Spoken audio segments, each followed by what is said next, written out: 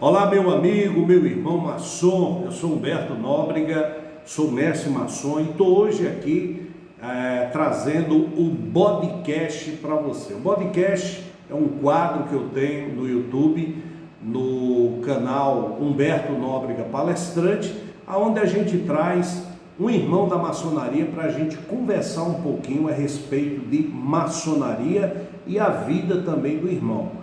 Eu sou também advogado, sou jornalista e criei esse podcast justamente para a gente mostrar que na maçonaria não só tem um maçom. Na maçonaria nós temos o engenheiro, nós temos o advogado, nós temos o médico, nós temos o professor. Enfim, a maçonaria é uma instituição que tem todas as profissões, somos pessoas normais. Então por isso que o podcast vai trazer isso aí. Mas antes da gente falar de maçonaria, eu estou aqui com meu irmão Gilderlan, advogado, e ele vai contar quem é Gilderlan para vocês. Quem é Gilderlan? Fala aí. Olá, meu amigo, meu irmão Humberto Nóbrega.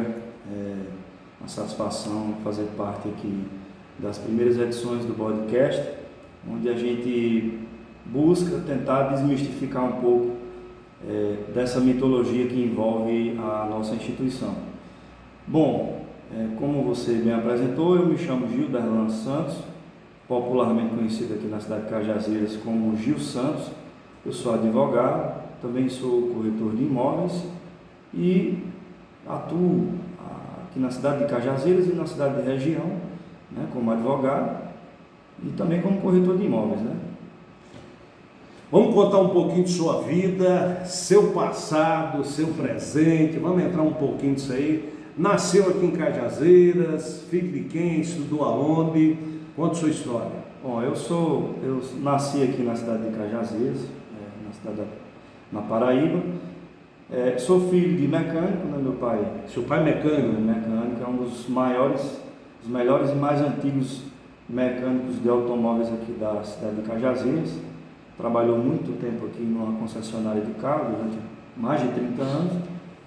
E durante um tempo também trabalhei junto com ele na oficina, então eu não cheguei a ser mecânico, mas eu fui ajudante de mecânico na época, né? Se melava de graxa, mas estava lá. Eu também, nessa mesma época, eu trabalhei como encarregado de almoxarifado, né? Também cheguei a fazer faxina na oficina também.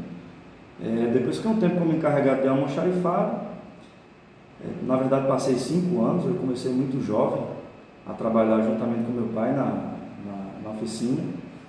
E nesses 5 anos é uma experiência que eu carrego comigo, porque foi a minha primeira experiência trabalhando e colocando a mão na massa e também para dar valor. A mão na graxa. A mão na graxa, exato. E também o que me ajudou a dar mais valor à profissão do meu pai, né?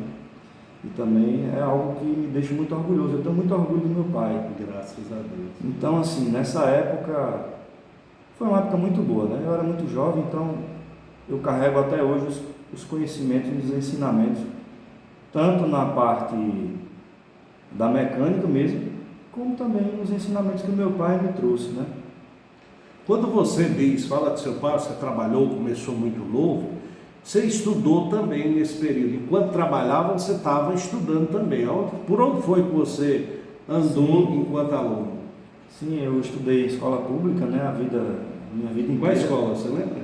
Eu estudei o ensino básico numa escola chamada Desembargador Boto. Sim. Opa! Ali perto da ladeira do cemitério? Isso, ali mesmo, na ladeira do Eu cemitério. morava do lado. Estudei ali, a infância ali toda. Em seguida também fui estudar numa escola do estado chamada Dom Moisés Coelho. Conheço demais. Depois estudei no colégio chamado Colégio Comercial. E foi onde eu concluí o ensino médio, né? O colégio comercial é estadual ou é municipal? Ele é um colégio estadual. Estadual, né? Isso. Lá, porque naquela época, na minha época que eu estudava aqui, o colégio comercial tinha muito a contabilidade. Isso, chamava científico, Científico, né? O estadual era científico e lá era contabilidade. Uhum. Aí você estudou aí, terminou o contabilidade ou científico naquela época. Isso. E depois aí parou ou continuou? Não, na verdade, eu ainda muito jovem, né? quando trabalhava ainda na oficina, eu gostava muito da área de vendas e eu queria deixar de ser mecânico para ser vendedor. Queria crescer, né, na sua cabeça. Eu queria trabalhar com vendas. Na época eu não consegui, não sei por qual motivo, não consegui ser vendedor, eu queria ser vendedor de veículos. Porque eu sempre via ali na oficina que eu trabalhava, sempre tinha os vendedores ali, e eu gostava de ver o trabalho dos vendedores, eu queria ser vendedor. Na época eu não consegui, e aí eu saí da oficina e fui dar aula de informática, né?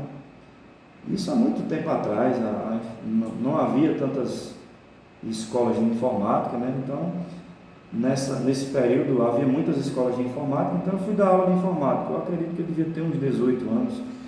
Mas você foi dar aula de informática virou um professor de informática, Isso. você aprendeu aonde para chegar a isso aí? Sozinho. Eu sempre, na raça. Eu gostava de estudar autodidata, né? Eu sempre estudei bastante informática, né?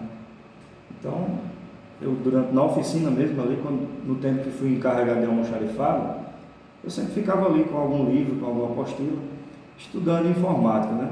Meu irmão mais velho, ele é da área de informática, então eu admirava o trabalho dele, ele dava aula de informática, então isso me estimulou a estudar informática também naquela época. Eu onde saí a gente não tinha computador em casa naquela época, né? Então eu saí da oficina e fui dar aula de informática, né? Então uma profissão não tem nada a ver com a outra, né? Mas foi experiência, eu era muito jovem também, então naquela época eu fui dar aula numa cidade aqui da Paraíba chamada de Santa Cruz. Passei um tempo lá dando aula. De informática? De informática, isso. E dei aula também na cidade de Souza, dei aula em outras cidades aqui da região. E depois desse período como professor de informática, como instrutor de informática, né, eu fui ser vendedor. De carro? De carro, exatamente. Conseguiu, rapaz, coisa boa, hein? Consegui aí uma oportunidade e fui ser vendedor de veículos, né? Passei um tempo como vendedor. Mas no mesmo local que você queria? Não, ou foi em outro? Em outra concessionária, também aqui na cidade de Cajazeiras. Então passei um tempo da minha vida como vendedor. Perceba que tudo é aprendizado, né? Com certeza. Então, desde a época que eu trabalhei como ajudante mecânico, como encarregado de almoxarifado, como professor de informática e também como vendedor, todos esses períodos aí são experiências que a gente carrega até hoje. Como advogado, estou há pouco mais de 5 anos, 6 anos. Hoje você é advogado, você se formou aonde? Eu me formei na Universidade Federal de Campina Grande, na UFCG, no campus de Souza, né? É o campus do CCJS, né? Que é o Centro de Ciências Jurídicas e Sociais. Já era onde hoje é, ou você começou no centro? Lembra que era no centro antes, né? Isso, eu comecei no campus, o pessoal chama de campus antigo, ali no centro da cidade de Souza, e em 2010. E durante o percurso a gente tivemos 2 greves, né? Nesse período aí, o que acabou atrasando um pouco a conclusão do curso, e cheguei a estudar também no campus novo que foi construído em seguida, né? Eu perguntei se você estudou nos dois, porque minha filha estudou no velho e no novo também. Sim, eu cheguei na época, né? Eu acredito que eu cheguei a conhecê-la, não pessoalmente, mas vê-la lá. Quando você citou do seu irmão, que também é professor de informática, família, quantos irmãos você tem? Eu tenho mais 3 irmãos, né? Um irmão que é da área de informática, já citei. Eu tenho uma outra irmã que hoje reside na cidade de João Pessoa. João Pessoa, quando a gente foi? Que também é estudiosa, ela é professora também, ela fez matemática, depois fez direito. Hoje ela é advogada na cidade de João Pessoa também. E tem outra irmã mais nova, né? Que ainda está na fase de formação ainda, né? Está estudando ainda. Bom, a família toda estudando é muito importante. Quando você fez 5 anos de faculdade, teve, né, o problema das greves, essas coisas todas, A dificuldade maior que você teve, fazer uma faculdade, além de ser em outra cidade, o que era mais dificultoso para você?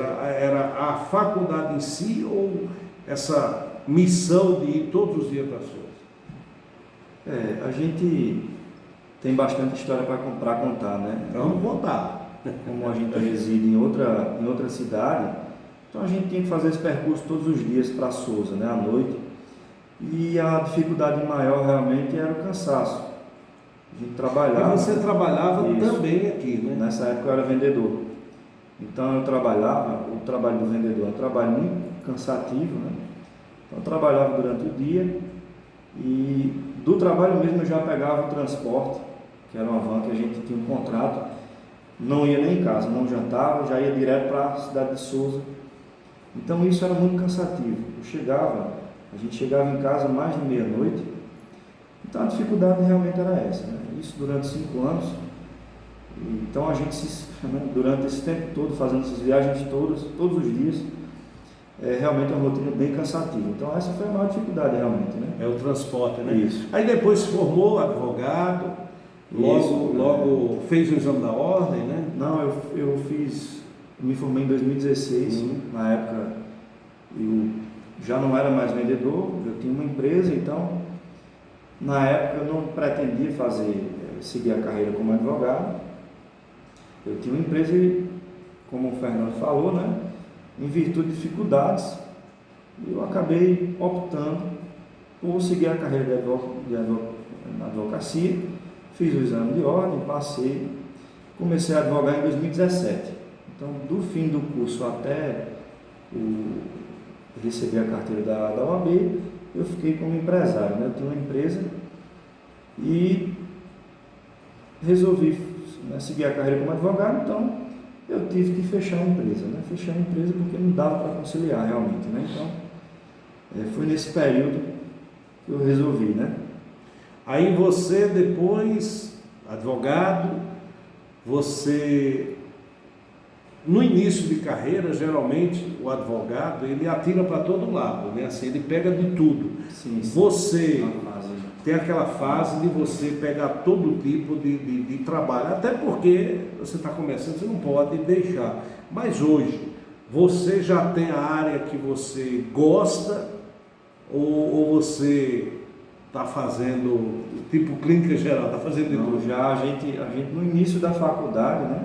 Eu não diria no início, mas ali a partir do 5º semestre, a gente já se depara com disciplinas que a gente sente aquela maior aptidão, a gente sente que a gente tem mais aptidão. E no meu caso foi a área do direito empresarial. Foi uma área... Você já tem empresa, né? Já tinha empresa, então era algo que eu precisava também, que eu buscava. E é o que hoje muitos empresários carecem muito de informação na área jurídica, né? Informação hoje é a ferramenta de trabalho de qualquer empreendedor. Então era uma área que eu já gostava, eu também como empresário já atuava, então ali a partir do 5º semestre foi a área que eu procurei me dedicar. Também quando concluí a formação foi o que eu procurei me especializar em direito empresarial. Então hoje o meu foco é esse. Claro, o direito de empresa hoje ele abrange diversas áreas. Hoje você tem, dentro da área empresarial, você tem o direito tributário, né, que é extremamente pertinente à área empresarial. Você tem o direito civil geral, né, o processo civil como um todo, de forma geral. Você tem a esfera trabalhista, o direito trabalhista, né, especialmente o direito trabalhista, tanto no contencioso como hoje na área preventiva. Hoje se fala muito em compliance trabalhista, que significa exatamente esse trabalho preventivo, você evitar o ajuizamento de demandas contra a sua empresa. Então, essa área... E também, você pode jogar também hoje em dia, porque todas as áreas englobam, até criminal. Sim, pode acontecer, né? Quando a gente se especializa em direito de empresa, a gente acaba também se deparando com o direito criminal, porque as empresas também cometem crimes. Os empresários, enquanto os dirigentes empresariais, eles cometem crimes que podem ser, por exemplo, crimes ambientais. Então, crimes tributários, então você acaba se deparando a reboque com as áreas ali do código, da parte especial do Código Penal, né? Em alguns determinados pontos. Então pega também essa parte criminal. Advogando na cidade de Cajazeiras, eu não sei se já aconteceu com o irmão, eu sempre digo que o pior cliente que tem é a família. Porque a família tem a mania de achar que o advogado ele tem uma obrigação, né? E ali a gente está lá para ajudar, a gente está ali para um trabalho. Sim. Já aconteceu casos de ou família ou amigo achar isso, achar que você tinha a obrigação, o dever de resolver o problema dele? Sim, acontece bastante, né? A gente, quando a família, principalmente uma família como a minha, de origem humilde, né? Então a gente acaba sendo o advogado da família, né? Então, eu já... E na verdade o advogado ele começa a atuar dessa forma. Com certeza. E, geralmente os amigos procuram ali, os parentes é quem procuram para resolver os problemas, né? Então, já passei por bastante situações, né? De resolver problemas de pessoas próximas. Eu prefiro até fazer de pessoas mais distantes um pouco, né? Porque é melhor lá no Amazonas que... A gente sabe que o Poder Judiciário, como um todo, enfrenta hoje um grande problema, que é exatamente a sobrecarga de trabalho. Para se ter uma ideia, aqui na comarca de Cajazeiras tem vara que só... Nós temos hoje quatro varas, né? A comarca de Cajazeiras hoje tinha mais, mas acabou a quinta vara, por exemplo, foi extinta. E hoje nós temos os juizados especiais, primeira, segunda e quarta vara, né? Na verdade são 5 varas, né? Então a quinta foi extinta, mas só nos juizados especiais você pode contabilizar hoje mais de 5.000 ações. Então humanamente inviável, com a quantidade de servidores que prestam ali um excelente serviço, é inviável você dar conta de todas as demandas. Então, naturalmente os processos, principalmente na área civil, são mais demorados. Então, muitas vezes o parente, o amigo, ele atribui ao advogado essa demora do processo, né? E na verdade não, a gente tem esse problema hoje congênito, né? Que atualmente não se tem uma solução, né? O tribunal, com a adoção do processo judicial eletrônico, já foi um grande avanço. Nós conseguimos aí uma taxa de celeridade muito maior do que se tinha quando o processo era físico, mas ainda perdura esse problema, né? Então, o maior problema que a gente enfrenta no dia a dia, não só de parentes e amigos, é exatamente o processo ele é demorado, né? Então, muitas pessoas Tem gente que não entende. Tem gente que não entende. Por mais que você explique, que você diga, o pessoal acha o seguinte: traz o processo, entregou para o advogado da outra semana já tem que estar. Então é complicado. E um montante de processo faz com que atrase, com certeza, né? Como você falou, sim. É humanamente impossível um juiz de uma comarca resolver 5.000, apreciar 5.000 não tem como, né? Então tem que ter muita paciência e brigar para que venha mais profissionais ajudar os que já têm, né? Você já atua na área eleitoral? Sim, já atuei na área eleitoral também, porque a comarca pequena, muitos empresários ali, como são nossos clientes, contribuem para a campanha e ele deseja ver aquele candidato eleito. Então a gente acaba também atuei aqui em cidades vizinhas, né? E eu tenho um sócio, hoje não é mais meu sócio, que ele atua bastante nessa área, então juntamente com ele a gente acabou... É o irmão? Isso, é nosso Vai vir, irmão vou trazer também, vamos ter que trazer para cá. Mas só, eu queria citar um exemplo, um ponto sobre o nosso assunto que nós havíamos conversado. O ministro do STF, Barroso, atualmente está como presidente ali do Supremo Tribunal Federal, anunciou que encomendou aí das empresas de tecnologia, não vou citar nomes, né? Sistemas com inteligência artificial para, digamos assim, resumir os cernes de algumas demandas ali, relativas ao mérito de algumas demandas. Então isso eu acredito... É perigoso, hein? Eu acredito que isso vai ser positivo, Tu não acha que é perigoso, não? Sim, claro. A gente não pode desconsiderar o critério semântico. Quando você, só para explicar, quando você cria uma petição inicial, ali não é uma coisa mecânica. Ali é um direito de um cidadão, de uma pessoa, que lhe entregou na sua mão, então você tem que ter aquele cuidado. É inadmissível hoje, por exemplo, o profissional perder um prazo. Você tem que ter aquele cuidado. Então, quando você cria uma petição inicial, que na minha opinião é a peça mais importante, ali tem um requisito semântico, exatamente que consiste na interpretação do texto, que você quer convencer aquele magistrado que aquele determinado direito, ele merece prosperar. Essa questão de mérito significa merecer. Né? Você analisar se um determinado direito, se ele existe na sua legislação, na jurisprudência, e se ele merece receber aquele direito. Então, eu acredito que um sistema que vá resumir questões centrais de mérito ali, ele vai ser positivo sim. Né? Então, a tecnologia ela surge muitas vezes para esse fim, para ajudar, para auxiliar. Então, o sistema judiciário já está sobrecarregado, eu acredito que vai ser positivo sim.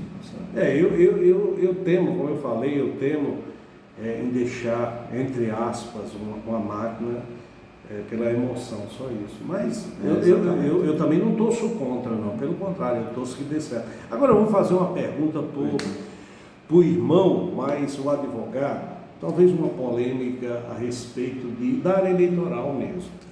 Sim. O Brasil tem um processo eleitoral que até hoje eu acho esquisito. Né? Eu acho esquisito. Está na lei, a gente tem que cumprir. Porém, eu acho esquisito. Veja só. Existem alguns casos no Brasil onde o cidadão tira 4.000 votos e o outro tira 500 votos, entra, e o que tirou 4.000 não entra, que é o tal do coeficiente eleitoral, essas coisas todas. Sim. Então, quer dizer, a pergunta que eu tenho para o doutor, para o irmão, é assim: não seria inconstitucional você pensando na vontade do povo? Onde é que está a vontade do povo? Um cara que tirou 300 votos entrar e o outro que tirou 2.000 votos não entrar. Onde é que está a vontade do povo? A vontade do povo não é o voto? Sim, sim. Se o cara tirou 300 votos e o outro tirou 2.000, 5.000 votos, como é que o outro entrou? Só pelo coeficiente eleitoral. Não já era a época do Brasil rever isso aí e dizer assim: quantas vagas tem para vereador? 9. Os 9, independente de partido, independente de quem seja, os 9 mais votados, não seria a vontade do povo? Não seria mais interessante? Sim, nesse ponto eu também concordo, Humberto. Nós temos hoje um sistema eleitoral que precisa de reforma. Sim, concordo. A gente sabe disso. Não só o direito eleitoral. Outras áreas também carecem de reforma. Então, eu diria que o sistema hoje, eleitoral como está constituído, ele merece sim uma reforma. Eu acredito que não deveria mais existir o coeficiente eleitoral, porque isso tira os princípios da representatividade do sufrágio. Né? Você tem hoje, como você mesmo citou, hoje você tem candidatos que, isso na esfera legislativa, né? Isso não é possível que aconteça, não ocorra no executivo. Sim, legislativo. Vereador, deputado, isso acontece. Exatamente. Então, veja bem, completamente hoje desequilibrado o sistema eleitoral como está na esfera legislativa. Né? O coeficiente eleitoral, eu acredito que, inclusive, vai ser muito em breve extinto, para que quem tenha mais votos, quantidade de votos, seja de fato a sua. Para mim, a democracia, a vontade do povo. Eu tive um colega meu, lá em São Paulo, um conhecido meu lá em São Paulo, que naquela onda, acho que todo mundo sabe quem é o político palhaço, eu chamo palhaço porque ele se intitula também, que é o Tiririca, o Everaldo, se não me engano o nome dele é Everaldo. Ele, cearense, ele foi um fenômeno em São Paulo, ele tirou coisa de 1 milhão, muitos votos, né? E atrás dele entrou pessoas que todo mundo achava que era uma piada. Sim, né? Teve um colega meu da Polícia Militar que era do partido de Clodovil. Clodovil, na época, tirou tanto voto e esse colega meu foi junto. O colega conhecido, né, de fato, foi junto, quer dizer, a gente achava que ele não tinha condições de ir pelo fato dos votos que ele tinha tirado. Pela legenda, né? Pela legenda. Então, veja só, hoje em dia se procura, os grandes partidos, procura pessoas que têm uma certa influência, é o famoso puxador de voto. Sim. Então eu acho que minha humilde opinião, nós precisamos ter uma reforma, porque para mim isso é inconstitucional. Onde é que o cara que tira menos voto entra e o outro que tira mais voto? Então, quer dizer, a vontade popular não é o voto? Exatamente. Agora está na lei, a gente sabe que enquanto não mudar vai ficar assim, né? Sim, exatamente. Nós precisamos ponderar que a lei é para ser cumprida. Sim. Né? Então veja bem, hoje a Constituição Federal fala: todo o poder emana do povo, que o exerce por meio de seus representantes eleitos democraticamente. A gente, para se entender, a gente precisa considerar alguns fatores. Por exemplo, você tem no executivo um determinado candidato que contaria com maior apoio popular. E você tem outros candidatos ali que não contam com apoio popular, porém ele dispõe ali de maior capacidade financeira, de financiamento de campanha, é o que eu falo. Então, veja, uma tentativa de sanar esse problema foi exatamente a desvinculação dos financiamentos eleitorais, né? Hoje, isso é bem restrito. Hoje, você não consegue mais uma grande empresa, um grande grupo empresarial financiar de forma direta um determinado candidato X. A gente sabe que no Brasil é relativo, relativo. É relativo, porque aqui mesmo, a gente pega a cidade pequena, como Cachoeirinho, tinha deputado que mandava 50 mil para aqui, os caras pegavam o dinheiro né, mesmo a justiça eleitoral sem saber, né? Então eu fico ainda com o pé atrás. Eu espero que tenha essa reforma que você falou, né? Que a gente precisa de uma reforma para melhorar, pessoal. A gente não quer que piore, não. Isso é muito importante, né? Eu gostei da sua opinião. A melhora é muito importante. A gente agora vai tomar uma água, né? Já estou com a gente volta daqui a pouco e vamos conversar com o irmão, né? O maçom, mestre maçom também. A gente vai bater um papo a respeito de maçonaria, vamos falar do bode da maçonaria também e contar essa história desse bode preto. Será que o nome do bode preto é Gael? Vamos ver daqui a pouco.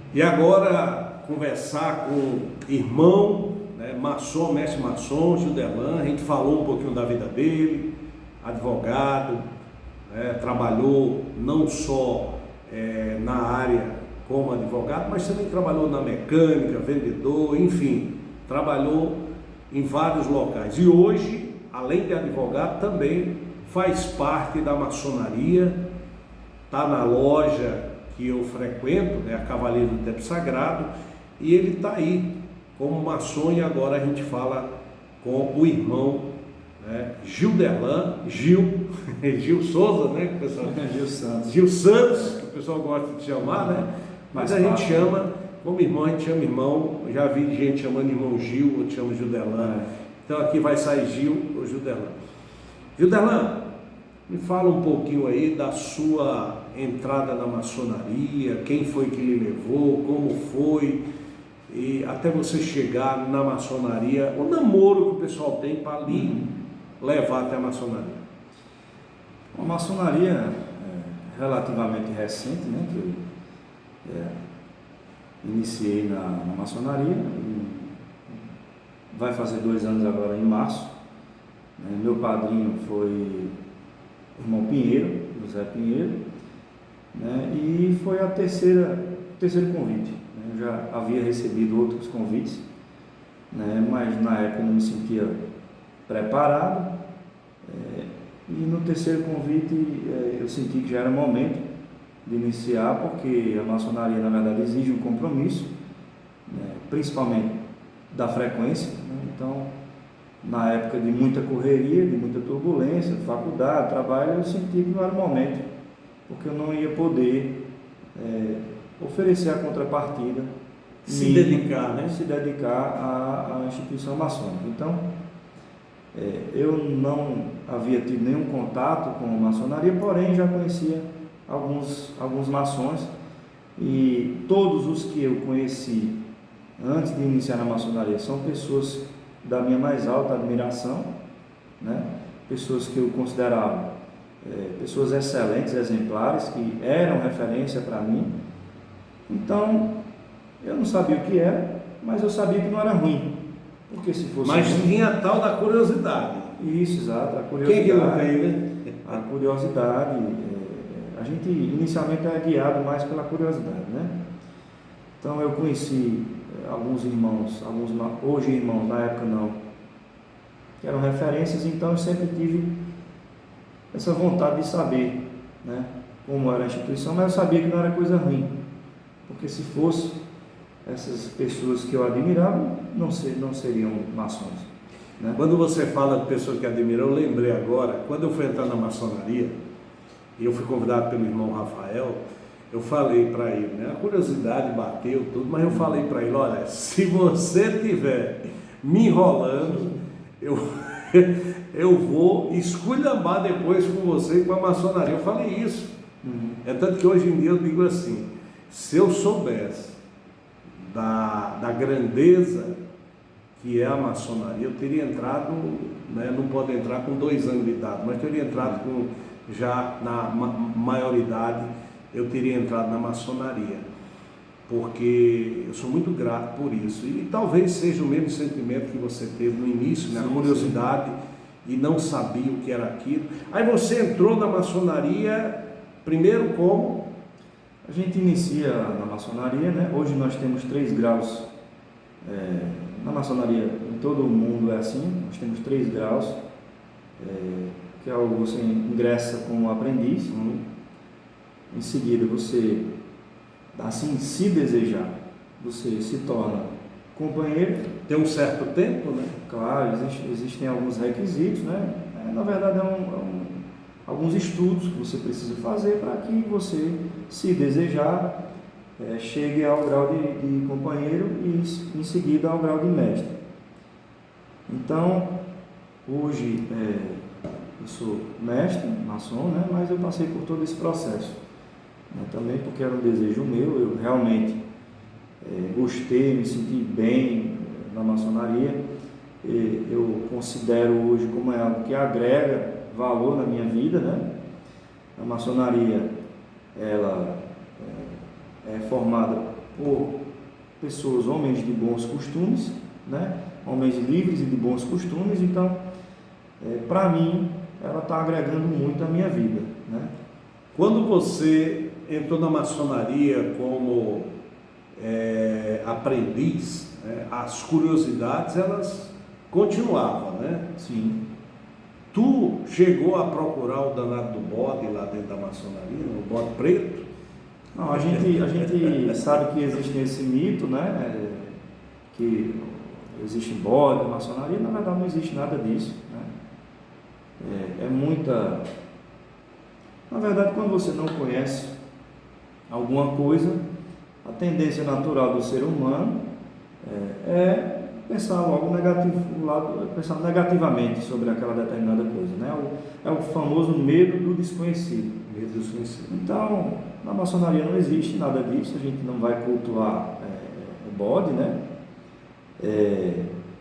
Inclusive a maçonaria exige que você tenha alguma crença religiosa, você precisa crer em Deus, que não necessariamente, por exemplo, vai ser o Deus da religião católica, pode ser também, nós acreditamos que o Deus é um só. O Deus é um só. Que é o grande criador do universo, o grande arquiteto do universo, né? Então, a maçonaria exige que você tenha essa crença, então, de modo algum a gente se depara com nada que vá contra esses princípios cristãos, né? Quando eu perguntei para você a respeito se você achou o danado do bode, né, existe, né? Muita gente tem na cabeça, né, essa lenda do bode. Muita gente fala que a maçonaria, ou a gente faz sacrifício, come bode, essas coisas. A gente come a buchada, que é gostosa, Sim, sim. Mas não pela maçonaria, como no dia a dia, pessoas. E a gente escuta também várias explicações para esse negócio dos bodes. E talvez você tenha escutado umas, eu escutei outras, e a lenda, ela diz que antigamente a maçonaria, que é uma instituição que foi formada por pedreiros da época, né? O pessoal era trabalhador, pedreiro, é tanto que maçom é pedreiro em francês. E existia muita perseguição naquela época de algumas autoridades com relação a quem era maçom. E o pessoal se juntou, uma espécie de associação cooperativa, que era para também se unir e proteger. Porque a união sempre, não tem aquele negócio que a união faz a força, quanto mais unido você está, você tem mais força. E eles se juntaram isso aí, e o que era que aconteceu? Quando tinha reunião em algumas casas, algumas pessoas, essas autoridades, né, ia lá e prendia, acabava com a reunião, fazia tudo isso aí, era complicado. E uma das lendas que conta a respeito dessa brincadeira do bode, é que o maçom, né, naquela época, um pedreiro naquela época, marcou a reunião num local lá, e para avisar os irmãos para a reunião, em vez dele dizer, porque tinha medo das pessoas saberem, pessoas que não eram maçom, ele falou que aonde tivesse a reunião ia ter um animal amarrado na porta, na árvore lá. E ele, quando chegou em casa, o único animal que ele tinha era o bode. Ele pegou e amarrou, podia ter sido uma galinha, uma onça, um leopardo, mas não, ele tinha um bode. Então criou esse negócio do bode. E eu juro para você, quando eu entrei na maçonaria, eu brincava, olhava tudo bode, e também tem a lenda do esqueleto, né? Porque às vezes as pessoas veem, existe alguma parte na própria maçonaria que se usa a cabeça do esqueleto, né? Tanto que eu tirei uma fotografia, não sei se vocês viram, e eu tenho um capacete, um irmão tem um capacete que é um esqueleto, e a maçonaria tem esse símbolo do esqueleto, não porque tem esqueleto lá, apesar que estamos lá na maçonaria, está cheio de esqueleto, que somos nós, é só para mostrar que enquanto esqueleto a gente é todo mundo igual. Então é o significado do esqueleto para a maçonaria, somos todos iguais, não tem ninguém melhor do que ninguém. É tanto que, como esqueleto, se o cara não for uma pessoa expert, você não descobre nem qual sexo é aquele esqueleto, a não ser que você seja uma pessoa, um médico que entenda disso aí. Sim. Então tem muito isso aí, eu acredito que você usou isso aí. Agora, quando você entrou na maçonaria, porque uma das coisas que a maçonaria quer é proteger a família. Sim, e a maçonaria pede para que, muitas vezes, quem é casado, né, pergunte se a mulher também concorda. Isso foi feito com você? Sua esposa concordou quando você entrou? Sim, claro. Quando a gente vai iniciar na maçonaria, um dos requisitos é que sua esposa aceite. Porque a última coisa que a maçonaria quer é que você entre em conflito com a sua família. Na verdade, muito pelo contrário. A maçonaria quer cada vez mais que você, enquanto maçom, enquanto cidadão, enquanto pai de família, a maçonaria quer que você cada vez mais seja um bom pai, seja um bom cidadão, seja um bom marido. Então, um dos requisitos é que a sua família aceite, né, que você participe. Mas só para deixar claro, a maçonaria ela não é religião, né? Não. A maçonaria não é uma sociedade secreta, até porque senão nós não estaríamos aqui assumindo que somos maçons. Secreto desse jeito? Eu, inclusive, tenho muito orgulho de ser maçom, não nego, inclusive tem lá nas minhas redes sociais, porque eu entendo que é algo que agrega valor na minha vida, né? Porque além da sua família aceitar, nós temos outros requisitos também. Você nunca vai encontrar um maçom condenado, que foi condenado, porque a maçonaria não admite pessoas que tenham condenações criminais, por exemplo, pessoas que já cometeram crimes. Então, você tem que ser um bom cidadão. É verdade. Uma das regras da maçonaria, com o próprio irmão, é assim: nós temos que apoiar o irmão. Eu apoio o meu irmão aqui em quase tudo, menos no erro. Então, todas as vezes que o irmão precisar de apoio, nós vamos apoiar. Não eu. Ele pode até errar, nós vamos mostrar para ele que ele errou, vamos estar do lado dele, porém, não concordando com o erro dele. Então a maçonaria tem isso aí. A maçonaria não apoia o erro, apoia a pessoa, o irmão. Então é muito importante que fique bem claro. Um dos pontos também importantes da maçonaria, eu diria o mais importante, é você ter uma atitude maçônica, é você ser reconhecido como maçom, sem precisar dizer que é maçom.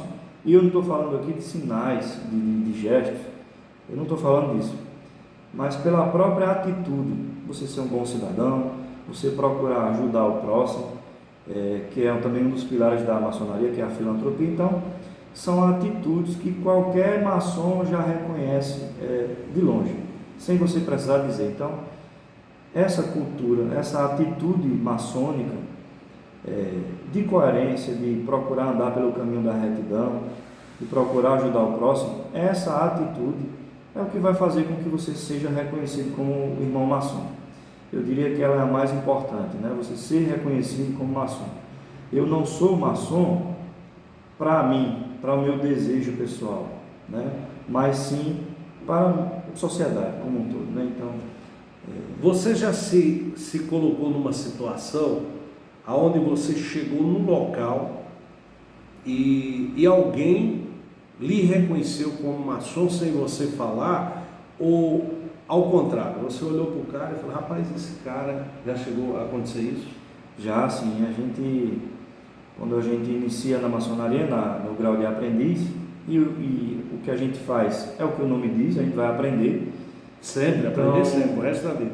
Ali nos primeiros meses a gente já tem acesso a um conhecimento que a gente aplica na vida, e ao aplicar na vida nós acabamos sendo reconhecidos, né, por outros irmãos, né? E também aprendemos a reconhecer outros irmãos. E repito, reafirmo, eu falo de atitudes coerentes. A atitude que é importante. Eu não falo de sinais, eu não falo enfim, dessa mitologia que todas as pessoas acreditam que a maçonaria é, né? Então essa é o sinal mais importante do maçom, é você ter uma atitude, uma postura coerente, correta, né?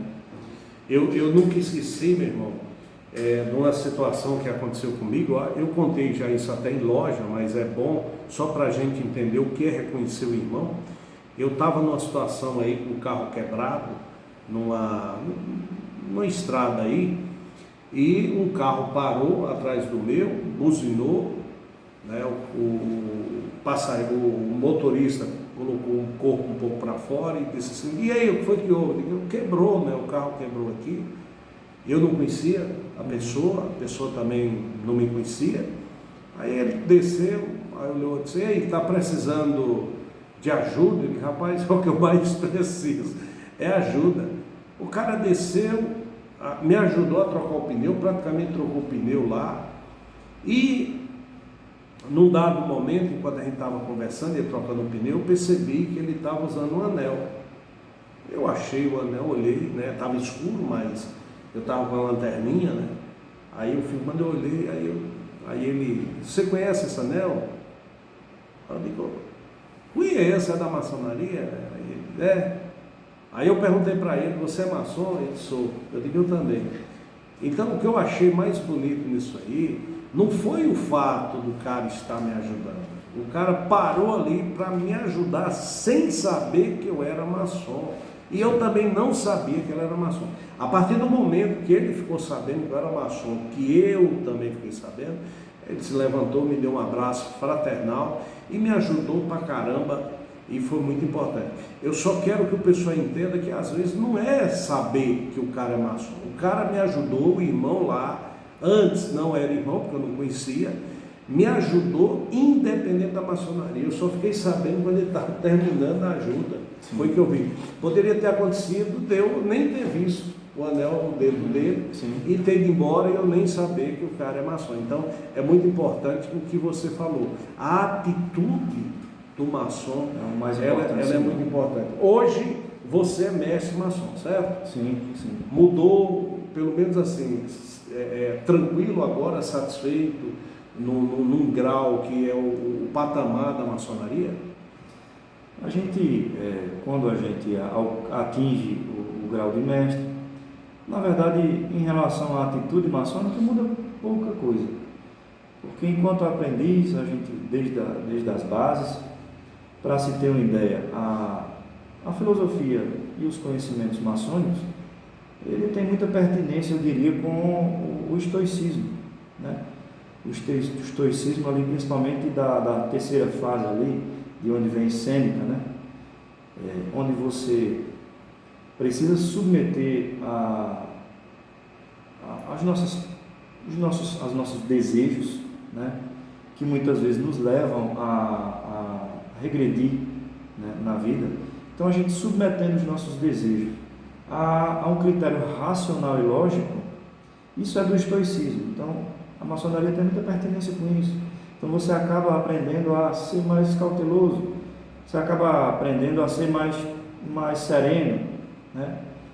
Então, quando a gente chega no grau de mestre, a gente já está mais amadurecido, né, digamos assim, né? Então a gente já está ali com as inquietações ali mais apaziguadas, né? Fica mais tranquilo. Exatamente, mas eu costumo dizer que eu posso ser mestre, mas eu nunca deixei de ser aprendiz. E sem contar que quando a gente chega a mestre, a gente tem uma responsabilidade a mais. Primeiro, na representação da loja, né? Você representa a loja enquanto você é aprendiz, você representa a sua loja enquanto você acompanha, mas quando você é mestre, você já tem que, de uma certa forma, dar exemplos, né?